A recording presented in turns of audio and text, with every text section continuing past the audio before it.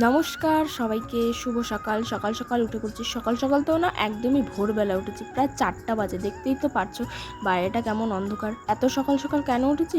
সকাল সকাল উঠেছি কারণ এই যে আজকে বাড়িতে রয়েছে ছোট একটা পুজো। তো দেখো বৌদি কিন্তু এদিকে বৌদির কাজ শুরু করে দিয়েছে। তো আর কি, আমি কি এগুলো দেখে বসে থাকতে পারি? তো আমিও আমার মতন কাজ শুরু করে দিলাম।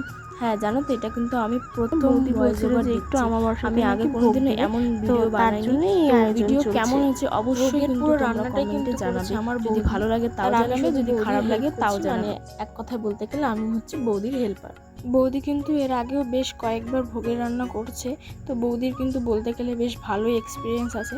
এই সমস্ত ব্যাপারে কিন্তু আমার কোনো এক্সপিরিয়েন্স নেই বলতে গেলেই পারো তোমরা। এদিকে তো দেখতেই পাচ্ছ যে খিচুড়িটা বসানো হয়েই গেছে, প্রায় শেষের দিকেই। তো আমি একটু ঠাকুরের থালাটা সাজিয়ে দিলাম। থালাতে ছিল খিচুড়ি, লুচি, 5 রকমের ভাজা, সবজি, চাটনি, পায়েস, এইটুকুই।